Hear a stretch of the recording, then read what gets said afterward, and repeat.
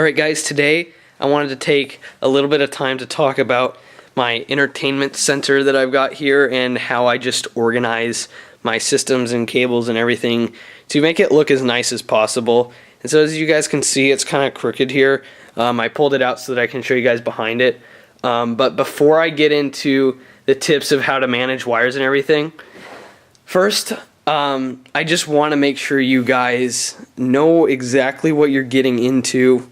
And then also, make sure that you have the consoles set up the way you want them to before you start managing the cables, because really managing cables mostly comes down to just making sure that there's not a whole lot of extra wire hanging out behind it. You want to tie everything up really neatly and keep as little wire dangling as possible. So you want to make sure you know the lengths of wire you need to get up to your TV, and so that's why I would recommend making sure you have every system set up the way you want it to before you even start thinking about cable management. And also, you know, guys, things to consider, you know, when you're deciding what console goes where is top loading and front loading. So obviously, you know, front loading is going to be great down in here with small spaces like this. See, you know, the original Xbox just fits in there and you don't have to worry about opening anything up. And that's why I put the Dreamcast up here, is because it's got this tray that opens way up, and it's really hard to do that when you've got it down in one of these areas like this, like the GameCube. I'm gonna have to pull this out every time I want to play.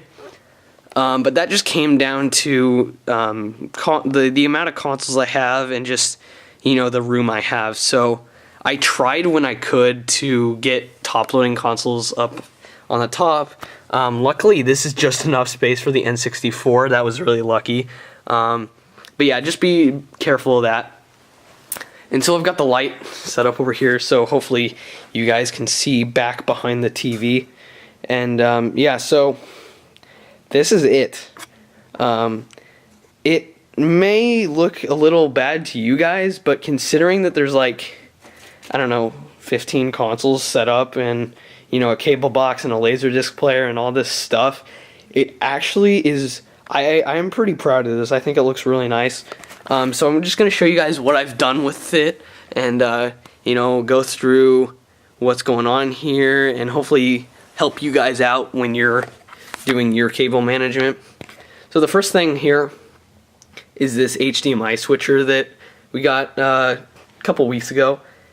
And we decided to buy this because our flat screen here has only 2 HDMI inputs, and we recently got the Xbox One, we got the Wii U about a year ago, and then we also have the 360, and then also the cable box that runs off HDMI. So that's 4 HDMIs that, you know, HDMI devices for only 2 inputs. So we decided to go ahead and buy this because it's just such a pain to have to come back here and switch these out all the time. And then also doing that so often can actually damage the cables, and, you know, it's just not the best situation. So I'd recommend going on eBay and finding one of these. This was actually like only, I don't know, $8 or so. But it works like any switcher. And it just, you know, it detects which one's on and then it switches to that one. So it's really nice. It's also got a manual button to select which one you want to use, but for me, I think the intelligent switching works really well. They're really cheap too, so if you guys are running out of HDMI inputs, I definitely recommend getting one of these. And yeah, so that's a really nice feature there. I'm really glad I bought that. And then also, I've got a couple of interesting things when I'm doing this. So the main thing you're probably going to use if you're hooking up older consoles is just this composite, and chances are most of the consoles are going to have composite. So what I like to do here is have this one hooked in. This has got all my composite devices hooked into it via this composite switcher here, and this is just like a Radio Shack switcher. It like the HDMI one, it automatically detects which is which. It's actually got 2 outputs, which I'll talk about later, and it's got 5 inputs. So I've got my Dreamcast, my N64, my NES, and one other thing right now, I can't even remember. Oh, my Laserdisc player. I've got one empty right now, but yeah, I've got all those hooked up, and basically they all just plug into this one here, so that eliminates a lot of wires running up to the TV. And so I just have to worry about wires running to this thing instead. But that's a lot easier because all the consoles are normally down here. So I can hide wires away behind these power strips, and you know, it just eliminates a lot of the wires running up. So that's good. And as you guys can probably tell with the way this cable management is, you're really gonna need rubber bands. You're gonna need lots of these. Now, if you guys don't have rubber bands, I'm sure you can find them like around the house or something, but my family actually has a bucket for them. We just store them in here, and I just take out a whole bunch, you know, when I'm ready to do the cable management. These will come in handy. You'll need a lot of them, especially if you got this many consoles, but they just keep the clutter down and helps a lot. And then the one last thing I think I'm going to talk about here is how I've got, well, actually 2 more things. I've got this, so I mentioned earlier that this has 2 outputs. So I've got one running up to the TV there, and then also one running to this TV here. And the reason I do that is because, first of all, I'm going to come back over here. This TV is, it is a flat screen. Honestly, I have not had that many problems playing retro games on it. It actually seems to work pretty well. I'm actually really surprised by the quality that this gives off. You don't really lose that much when you're playing on here. I know a lot of newer flat screens have a lot of lag and issues like that with older consoles, but this one's actually really good. I think it's like a 2006 model, so it's like right in the transition from standard def to high def, you know. So I think that's part of the reason. But the main reason I have my composite consoles hooked up to both TVs is like, okay, say the Dreamcast. Let's just say I wanted to play House of the Dead 2, which is supported with the light gun. Light guns aren't going to work on this thing.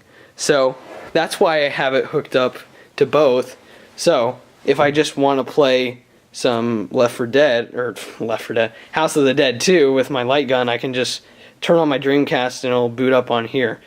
So that's really nice. So if you guys have a pretty nice flat screen and it's bigger than your tube TV and you want to play retro games on this most of the time, it's really nice. But if you also have those light gun games, it's nice to have a secondary TV to go to use your light gun with. And then the last thing I'm going to end on here is actually something I think is really cool. I know there are remote power strips that have like remotes that you can just turn them on and off with. And that's one thing to worry about when you have this many consoles is power consumption. And you really want to keep that down.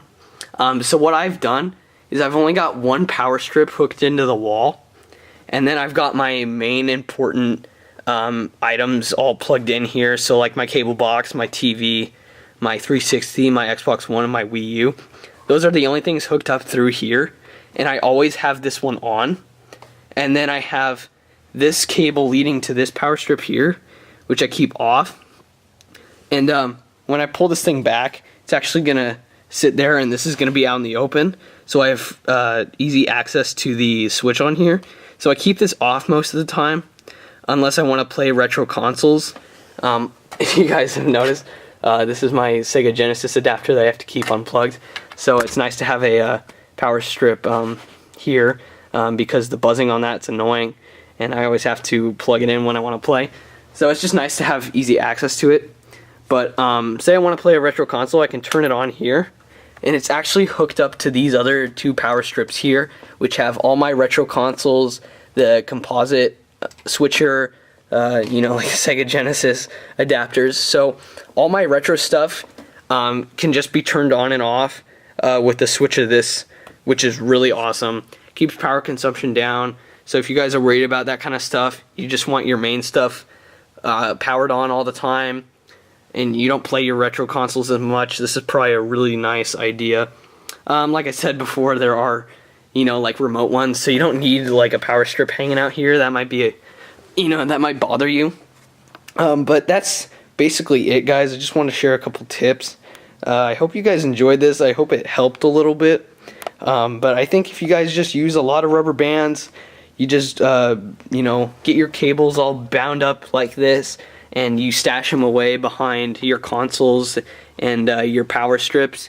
It should reduce the clutter a lot, and this actually works really well for me. I'm pretty proud of it, and yeah, so thanks for watching, guys. Hope you enjoyed this, and I'll see you all next time.